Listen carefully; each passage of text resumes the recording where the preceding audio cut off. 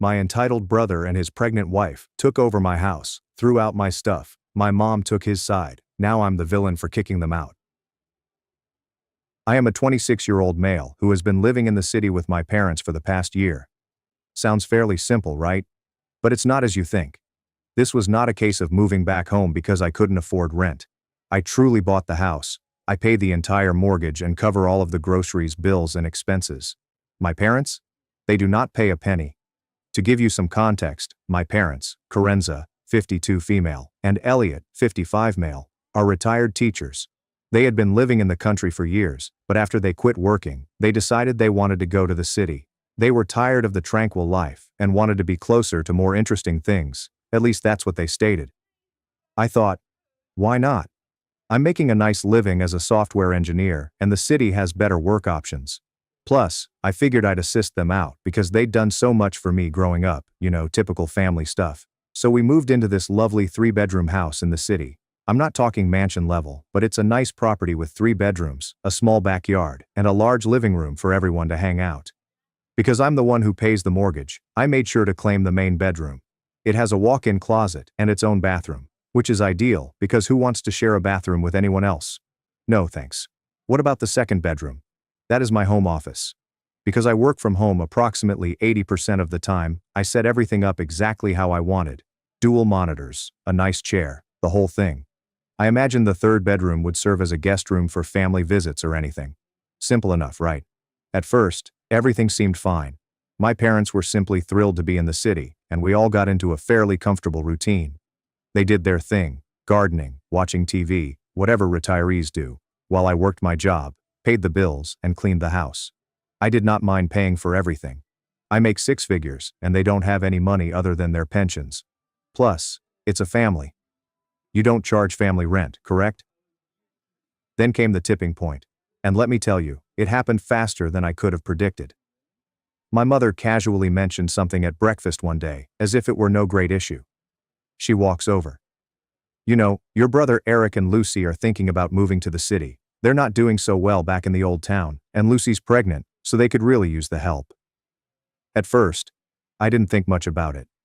Eric, 28 male, and Lucy, 26 female, have always been the type of pair who moved from one horrible situation to the next. They weren't struggling, but they also weren't thriving. Lucy's pregnancy added another layer of complexity to the situation. I was thinking, okay, maybe they'll move to the city and get a small apartment or something. But my mother had other plans. A few days later, she sat me down and said, in a very innocent tone, "We've invited Eric and Lucy to come stay with us. It'll just be for a little while until they get back on their feet." Now here is the point at which I should have seen it coming, but did not. I just nodded along, thinking, okay, whatever. They'll stay for a while and then find their own place. What I didn't realize was that this was only the beginning of the pandemonium. My parents didn't specifically ask if I was okay with their moving in. They simply informed me after they had already welcomed them. I was still absorbing everything when Eric and Lucy arrived at our door a week later, luggage in hand, looking like they were moving in for the long haul. So, here's the deal. They move in, and it is immediately evident that they intend to stay indefinitely. I can already feel the stress building up because I pay for everything. Groceries, utilities, mortgage, you name it, and now I have 2 additional people to feed and care for. Nobody even asked if I was fine with it. They simply moved in as if it were the most natural thing in the world. Don't get me wrong, I adore my brother, he's family after all. But Eric isn't exactly the most responsible person in the world. He's the type of guy who always finds himself in difficult situations and then relies on others to help him out. And Lucy? She's polite enough, but she has an entitled attitude that bothers me, as if since she's pregnant, she immediately gets special attention from everyone around her. But this is when things get really twisted up. Lucy begins making these tiny comments a few days after they move in. The ones that appear harmless, but are actually very unpleasant. She'd remark things such as, "This place is so big, it must be hard for you to clean it all by yourself." Additionally, "I can't wait until the baby's here. We're going to need a lot of space for all the baby stuff." I didn't think much of it at first, but then came the surprise. Eric and Lucy approached me one evening after I had finished a long day of work and asked if we could talk. I was thinking, all right, maybe they're going to apologize for taking up space and eating all the food without offering to help. But, nah. Instead, Lucy casually states, So we've been thinking it would make more sense for us to take the master bedroom. I simply stared at her. I couldn't believe what I heard. We need more space, Eric stated, as if it were simple. The baby's going to need a lot of stuff, and your room has a walk-in closet and a private bathroom. Now keep in mind that I pay the entire mortgage. The house is in my name. I also pay for all food, and I've been supporting the entire home without expecting anything in return. And now they were asking me to give up my own bedroom. I was floored. I couldn't even answer immediately. It felt like the boldness had hit me all at once. Ultimately, I responded, "Why don't you just take the spare room? It's plenty big, and it's already set up for guests." Lucy was not having it. "But that room doesn't have a walk-in closet, and the baby's going to need space." I stared at them for a few seconds, attempting to remain cool. "I'm not giving up my room," I responded as calmly as I could. "You can have the spare room, or you can find somewhere else to stay." Eric was surprised that I wasn't just caving in, but Lucy was visibly offended. And that's when I understood things weren't going to go well. Okay. So after that awful chat in which Eric and Lucy directly requested me to give up my room, I hoped that they'd realize how foolish they sounded and back off. Who in their right mind would ask the person who pays the mortgage, buys groceries, and keeps the lights on to simply give up their space? But of course, this is not what happened. Over the next few days, I began to notice these small details.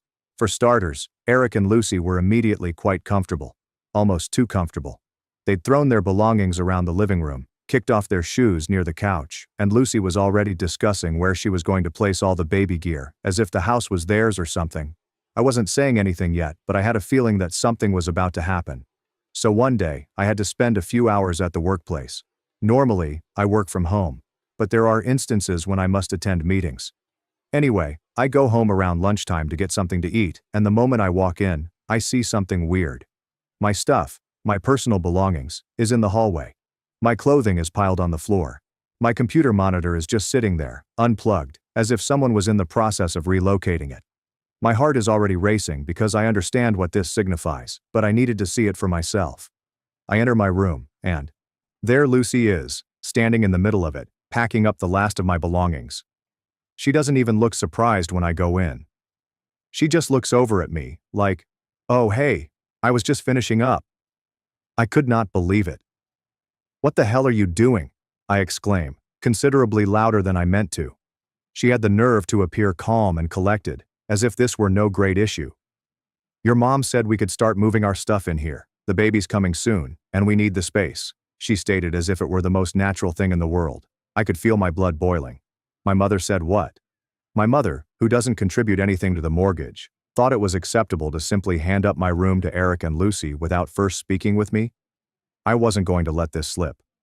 "No," I replied, entering the room. "You're not moving into my room. I already told you guys to take the guest room." Lucy did not like that. She crossed her arms and gave me this look, as if I was the one acting ridiculous. "The guest room is too small for the baby and there's no closet.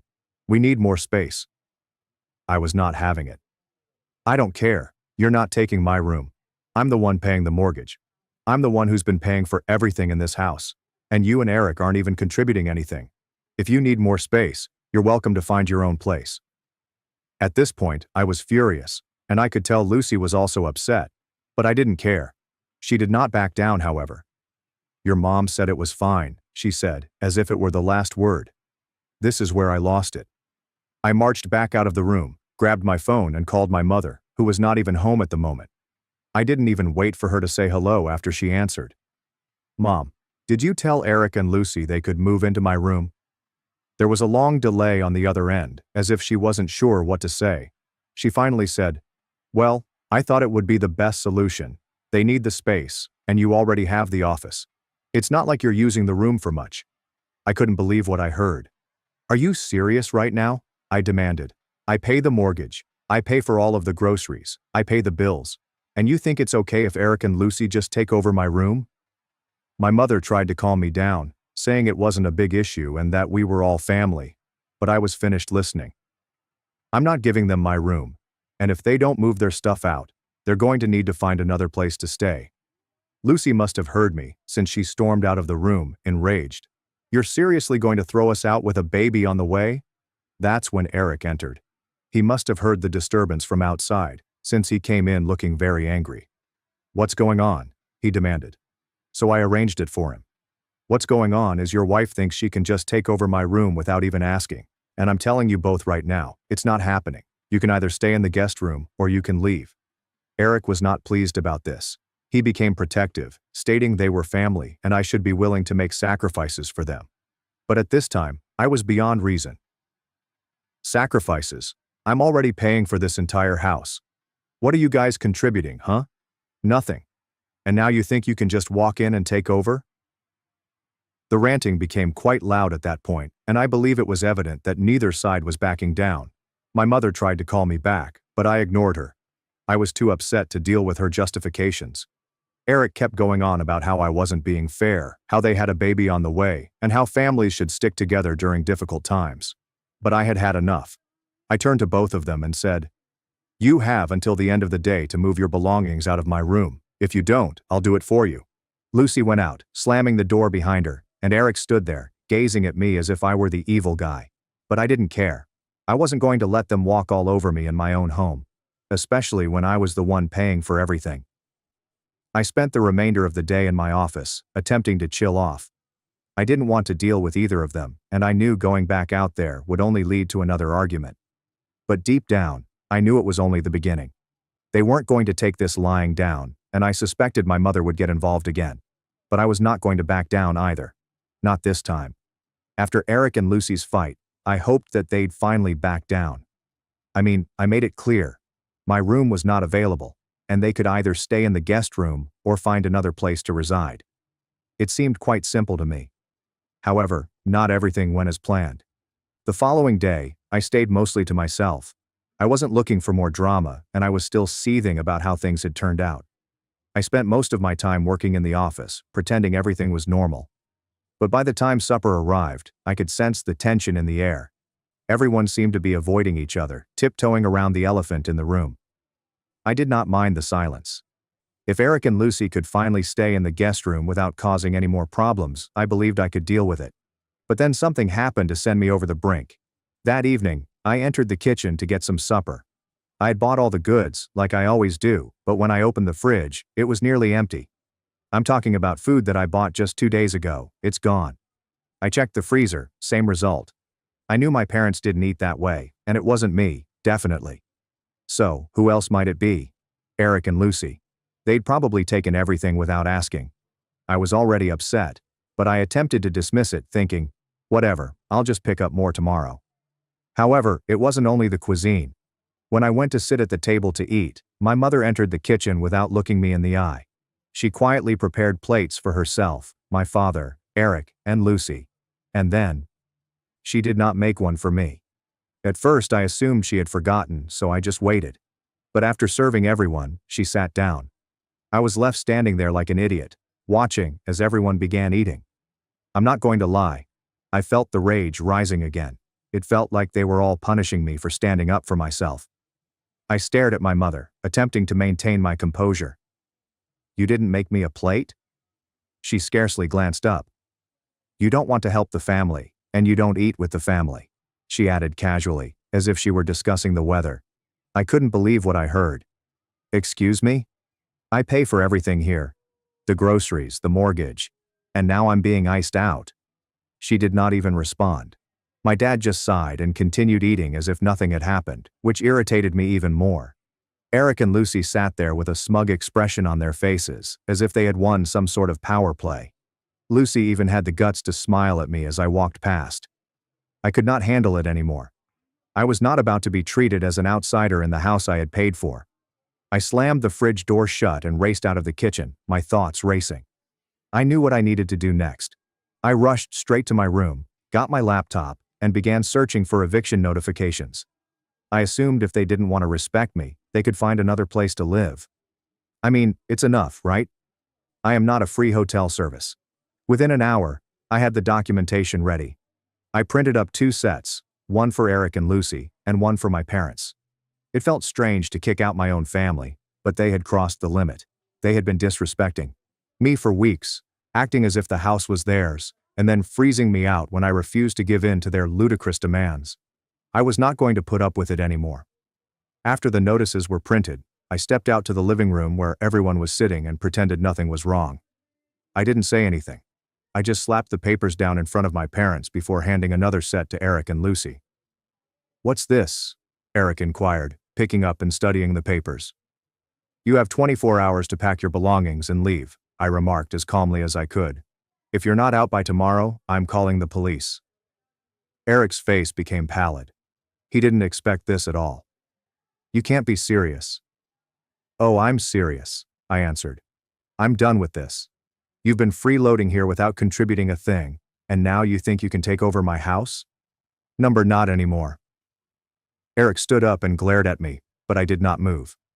I was taller and bigger than him, and I was not going to be scared by his little rage tantrum. "We're family," he said with gritted teeth. "You can't just throw us out." "Yes, I can," I replied, going closer. "I'm the one who pays for this house. Not you, not Lucy, and not Mom and Dad. If you don't want to be respectful, you don't get to stay here." Lucy, of course, began crying, as if that would alter anything. "I'm pregnant, and you're kicking us out? What kind of brother are you?" "I'm the brother who's been paying for everything while you two take advantage of me," I replied in anger. "You have 24 hours.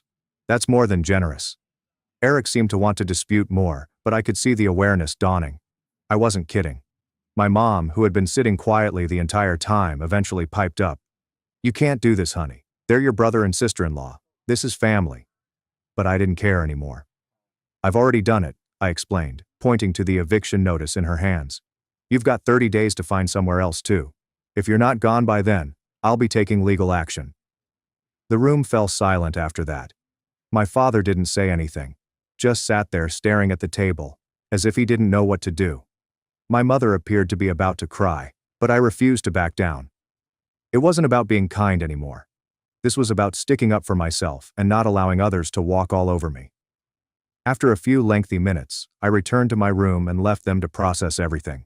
I locked the door, sat at my desk, and took a long breath. I had just done something I never imagined I'd have to do: toss out my own family. But you know what? It felt nice. It felt right. I was not going to be taken advantage of again. The house was completely silent for the rest of the night. Nobody came to my door. Nobody tried to argue with me. I believe they all knew I wasn't playing around anymore. If they did not respect me, they did not deserve to dwell here. That night, I got the best sleep I'd had in weeks. Update 1. After I handed out those eviction papers, I expected the tension in the home to either explode or everyone to back down and take me seriously. Either way, I knew there was no turning back. I'd drawn a line in the sand and wasn't about to let anyone step over it again. However, instead of the expected explosion, the house became quiet. To be honest, I think it's too silent.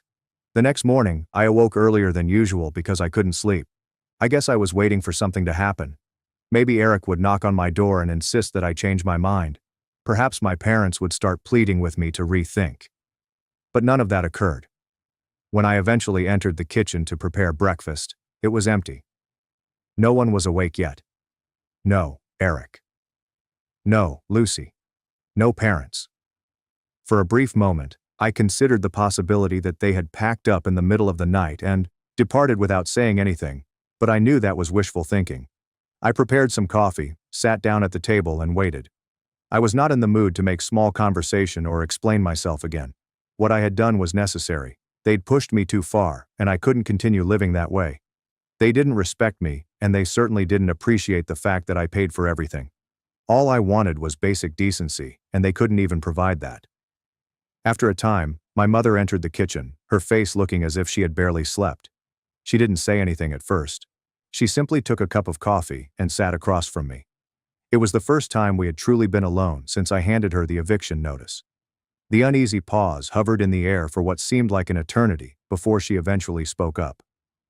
"Honey," she began, her voice quiet and exhausted. "I know things have gotten out of hand." I did not say anything. I just stared at my coffee, waiting for the remainder of what she was about to say. I knew an apology, or some variation of one, was on the way, but I wasn't going to let her off the hook that easily. "I didn't realize how bad things had gotten between you and your brother," she explained, her voice shaking slightly. "We were just trying to help them, and I guess I didn't see how unfair it was to you." This caught me by surprise. I didn't expect her to admit it so soon. For a brief moment, I believed she realized I wasn't the villain in this circumstance. But I couldn't shake my unhappiness with the way things had turned out. "You didn't just ignore what I wanted," I remarked, my tone harsher than I intended. "You sided with them every single time, like you just assumed I'd roll over and let them take whatever they wanted." "I know," she answered very quietly. "But we thought, well, you've always been the strong one. Eric's never had it easy." She always used that as an excuse. Eric wasn't very strong. Eric had struggled more. Eric needed more help. It was as if they didn't believe I had any boundaries because I was the one who had my life together. "And you think I've had it easy?" I replied, my rage bubbling just beyond the surface. "I'm the one who bought this house. I'm the one who pays the mortgage. I pay for the groceries. I've been carrying all of you, and you think I can just keep doing that forever?" She stared down at her coffee and remained silent for a few seconds. "I know you've done a lot more than we could have asked for. But Eric, with the baby on the way..." I shut her off. "This isn't about the baby. This is about respect. And you guys haven't shown me any." She sighed, evidently exhausted by the situation, but I wasn't going to let her get away with a few old excuses. "You know, we just thought we were doing the right thing," she ultimately admitted. "Eric and Lucy, they don't have much." "And whose fault is that?" I asked. "I didn't ask them to move in. I didn't ask for any of this. They need to figure out their own lives, and you can't keep bailing them out by throwing me under the bus." She nodded, as if she finally understood, or tried to. "We'll figure something out," she murmured, her voice softer now. "But please, don't push us out. Not like this." I reclined back in my chair, attempting to relax. I didn't want to kick them out. After all, they were my parents. But I couldn't continue to live in a scenario where they didn't respect my boundaries. I had let too much slip, and now it was time to take action. "I don't want to push you out," I continued, attempting to seem as composed as I am. "But things need to change. I can't keep living like this, being treated like I don't matter in my own house. Either things change or, yeah, you'll have to find somewhere else to live." She didn't argue, only nodded silently. "Okay," she replied. "We'll figure something out." After that, she exited the kitchen, leaving me alone with my thoughts. I wasn't sure if anything would change, but it appeared that they were finally taking me seriously. Eric and Lucy hadn't revealed their faces yet, and I wasn't sure if that was a good or bad thing. In any case, they were on borrowed time. Eric arrived later that afternoon. Of course, he appeared to have been ruminating about what had transpired the previous night. When he stepped into the living room, he didn't even say hello. Instead, he sat across from me, wearing the same angry grimace he always had when he didn't get his way. "So this is how it's going to be?" he questioned, his tone harsh. "You're really going to kick us out?" "I gave you 24 hours, I remarked without glancing up from my phone. "If you're still here tomorrow, I'm calling the police." Eric scoffed and shook his head as if I were the evil guy. "We're family." "Yeah, and family doesn't take advantage of each other," I replied. "You've had weeks to figure this out. I'm not your fallback plan." He didn't have anything to say afterwards, just sat there for a few minutes before getting up and storming off again. Typical Eric. He was usually the sort to flee when things didn't go his way, and this time was no exception. The rest of the day passed quietly, too softly, if I'm being honest. I had no idea what Eric and Lucy were going to do, and I wasn't about to change my mind. I had set them a clear deadline, and they knew I wasn't lying. The following 24 hours were going to determine everything. Update 2. The next morning, after all the chaos, I awoke and lay there for a few minutes, staring at the ceiling. I knew this was the day. Eric and Lucy only had 24 hours, and the time was running out. It was weird, though. I wasn't mad anymore. I'd already accepted what had to happen, so all that remained was for me to carry it out. When I got up and went into the kitchen, I realized that the house felt different. Not tense, but silent, as if something huge was about to happen. There was no one in the kitchen, so I decided to prepare myself some breakfast. Eric and Lucy's previous raid on the groceries had left the fridge mostly empty, but I made do with what I had. As I sat there eating, I began to reflect on how quickly the issue had gotten out of hand. I mean, things weren't always so bad. My mom and I were getting along. I was working, paying the mortgage, and buying food, and life was going along as usual. When Eric and Lucy arrived, everything fell apart. It's incredible how quickly things can change when individuals start feeling entitled to things they didn't earn. A few hours later, I heard someone walk down the corridor. It was my father. He strolled in softly, took a cup of coffee, and sat at the table across from me. He didn't say anything at first, just sipped and glanced out the window. Eventually he spoke. "Eric and Lucy are leaving today." I didn't answer immediately. I wasn't sure if he was telling me that they had opted to depart on their own, or that he was simply reminding me of the deadline. Regardless, I nodded and continued eating. "They don't have anywhere to go," he said quietly. "They're going to stay at a motel for a while, until they figure things out." I paused mid-bite and stared at him. Part of me felt horrible, but the larger part of me understood it had to happen. I'd been too polite for too long, and if I didn't stand up now, they'd continue to take advantage. "I gave them time," I explained, my voice firm. "I didn't want it to come to this, but they left me no choice." He didn't argue or try to guilt-trip me, which was surprising. He simply nodded and continued drinking his coffee. I believe he finally realized that I was not going to back down this time. There was no going back to the way things were before. Around lunchtime, Eric and Lucy began collecting their belongings. I stayed in my room for the majority of it, not wanting to start another quarrel or hear any more passive-aggressive comments. But after a while, I could hear Eric's voice becoming louder from down the corridor, and I knew it was only a matter of time until anything happened. Not long later, Eric knocked on my door. I opened it, and he stood there with the same angry expression he'd had when I handed him the eviction notice. "You're really going to let this happen?" he questioned, his voice stern. "You're just going to kick us out like this?" I leaned against the doorframe and crossed my arms.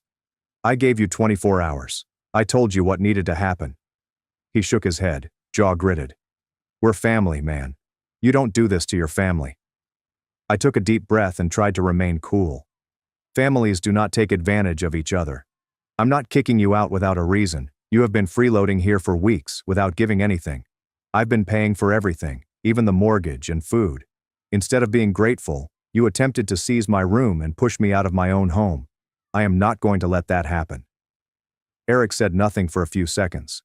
I could see he was angry, but he had nothing left to quarrel about. He knew I was correct, even though he didn't want to admit it. "So that's it, huh?" he said. "You're just throwing us out." "I'm giving you the same option I gave you yesterday," I told you. "You can find a way to live somewhere else, or you can stay in the guest room and actually respect me and my space. But if you can't do that, then yeah, you're leaving." Eric scowled at me, then turned and walked away without speaking. I closed the door and exhaled deeply. It was exhausting, but I understood what needed to be done. By mid-afternoon, Eric and Lucy had left. I didn't see them go, and I really didn't want to. I was not looking for an emotional goodbye or anything like that. They collected their belongings, loaded them into their car, and drove away without saying anything to me. The house felt different after they left. Quieter, less tense. My parents did not say much to me that day. I assumed they were still absorbing what had transpired. My mother appeared upset, but she said nothing about it. Perhaps she finally realized I wasn't to blame for anything. Eric and Lucy pushed me too far, and this was the outcome. That evening, my mother knocked on my door. She came in, perched on the edge of my bed, and stared at the floor for a bit. I could tell she was looking for the proper words. "They're gone," she replied softly. I nodded without saying anything. "I never thought it would get to this point," she admitted. "I didn't realize how much pressure we were putting on you." I stared at her, feeling a little less frustrated. "It's not that I didn't want to help," I said. "But you guys treated me like I didn't matter, like my needs and my space weren't important." She exhaled and nodded. "You're right. We should have seen it sooner." We sat silently for a few minutes. I could tell she was upset, but she was starting to see where I was coming from. "I don't want you and Dad to leave," I murmured, breaking the stillness. "But if things don't change, I can't live like this." She nodded again and stood up slowly. "We'll figure it out," she explained. "Things will be different. I promise." As she left the room, I felt an odd combination of relief and tiredness. The matter with Eric and Lucy had been resolved, but there was still work to be done with my parents. I knew it wouldn't be easy, but at least they were willing to listen. For the first time in weeks, I felt able to breathe again. The home was calm, and the tension in the air had dissipated. It wasn't a perfect answer, but at least I had my space back. And more importantly, my respect.